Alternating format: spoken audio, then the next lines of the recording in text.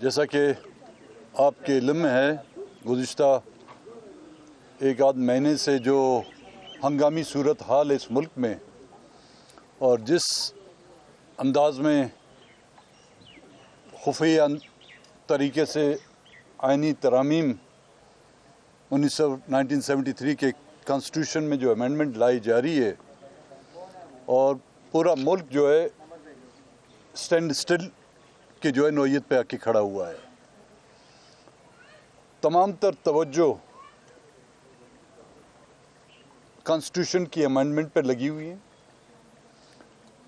مجھے حیرانی اس بات پر ہے کہ وہ 1973 کا آئین جس کو 51 سال ہو چکے ہیں،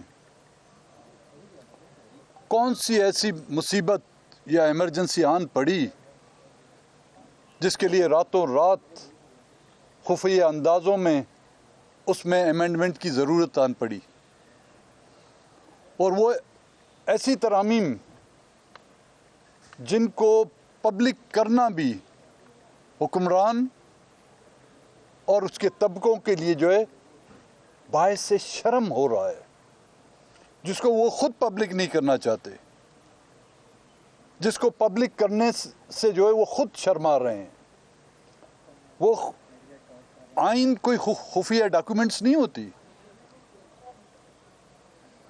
ملک کے ہر شہری، ہر باشندے،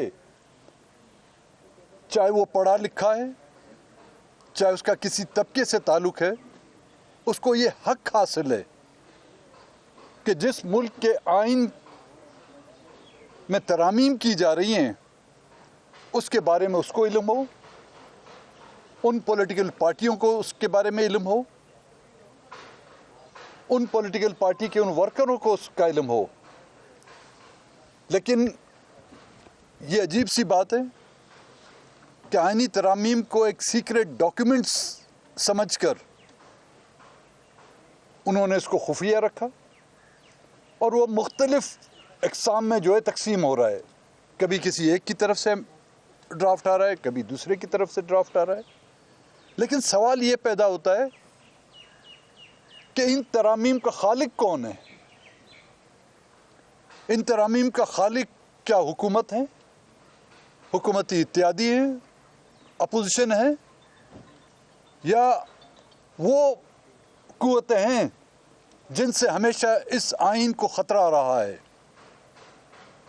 وہ قوتیں جنہوں نے ہر وقت اس آئین کو ایک کاغذ کا ٹکڑا سمجھ کر ردی کی ٹوکری میں پھینکا ہے۔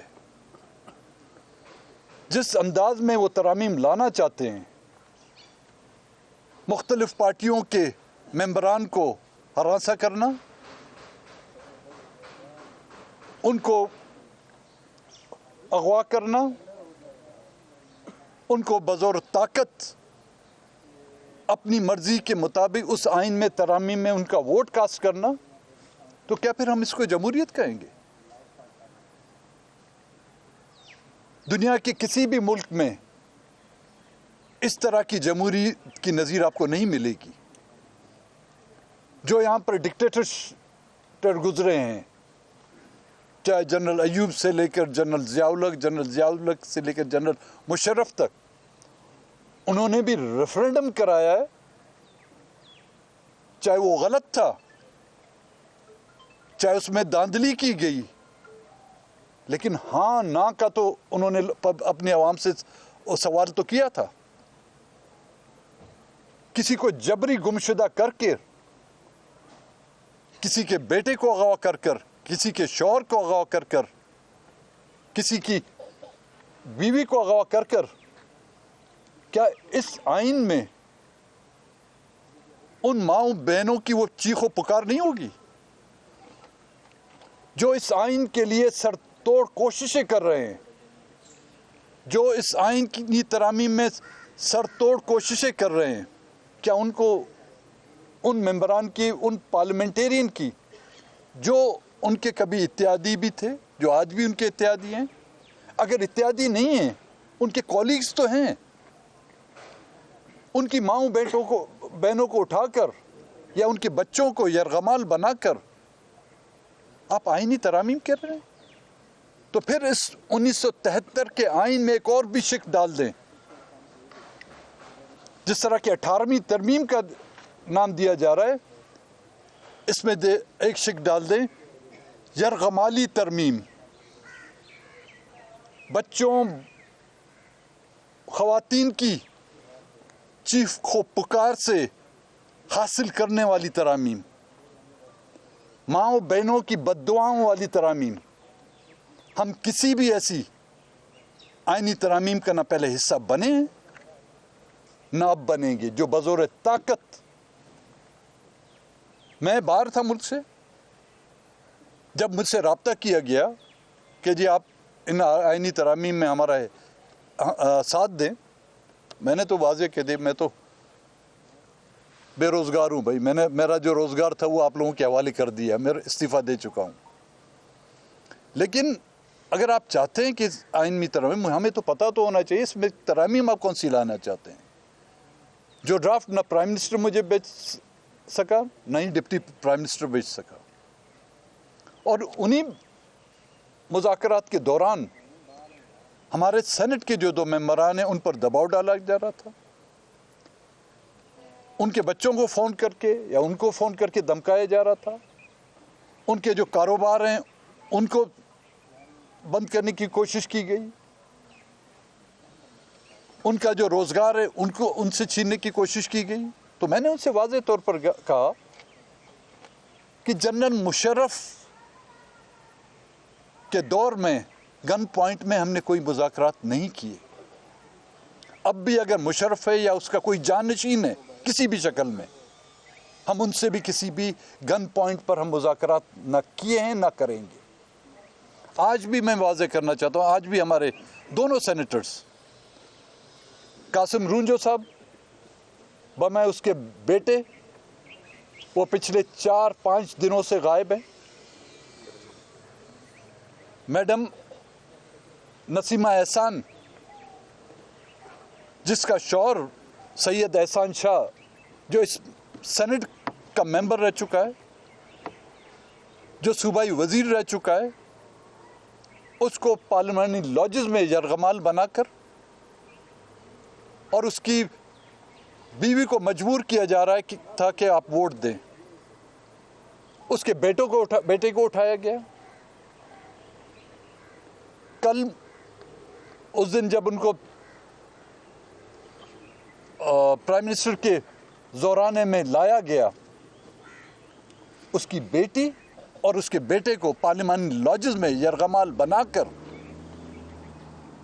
ان کو پارلیمنٹ ہاؤس بھیجا گیا کہ جائیں پرائم منسٹر کے زورانے میں شرکت کریں. تو یہی ووٹ کی عزت ہے. اسی ووٹ کی عزت کی خاطر آپ لوگوں نے جو ہے ہم کو سڑکوں پر نکالا.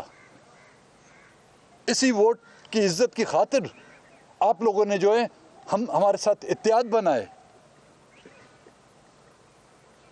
ان کی فریاد آپ نے خود اسمبلی میں سینٹ کے اجلاس میں سنی ہوگی کہ وہ خاتون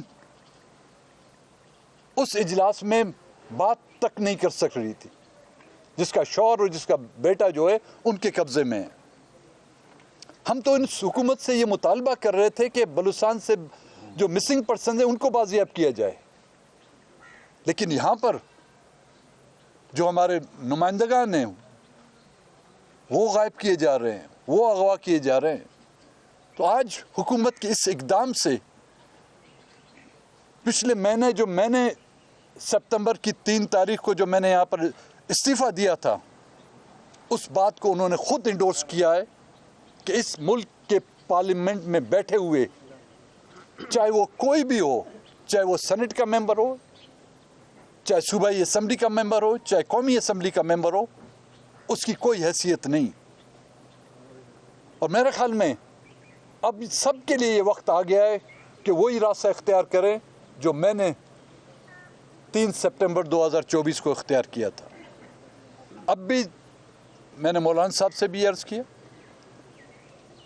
بلاول صاحب بھی یہاں پر آئے تھے, کہ ہم کسی بھی مذاکرات کا حصہ نہیں بنیں گے کہ ہمیں کون سی آئینی ترامیم چاہیے, اس میں ہمیں اگر اس آئینی ترامیم میں اگر ہمیں جنت کا بھی راستہ دکھایا جائے تو ہم اس آئین کا حصہ نہیں، ترامیم کا حصہ نہیں بنیں گے جب تک کہ ہمارے لوگ، ہمارے ممبران واپس نہیں آتے. پھر بیٹھ کے ہم بات کریں گے ان سے، پھر ہم یہ طے کریں گے کہ آیا اس آئینی ترامیم کا ہم حصہ بنتے ہیں نہیں بنتے. کیونکہ بلوچستان نیشنل پارٹی اس اپوزیشن اتحاد کا حصہ ہے جس میں پی ٹی آئی بھی ہے، جس میں پشتونخوا بھی ہے. ہم ان سے بھی مشورہ کریں گے کہ آیا اس آئینی ترامیم، پہلے تو ہم دیکھیں گے اس آئینی ترامیم ہے کیا ہمارے لیے. وہ اتنا بڑا 73 کا آئین ہمارے لیے کچھ نہ کر سکا. اس میں لائی گئی چاہے 26 ترامیم ہو، چاہے 100 کے قریب ترامیم ہو، وہ ہمارے لیے کون سا فائدہ مند ہو سکتی ہے، اس کو پھر ہم دیکھ کے وہ فیصلہ کریں گے. لیکن اس وقت کسی بھی مذاکرات کا ہم حصہ نہیں بنے.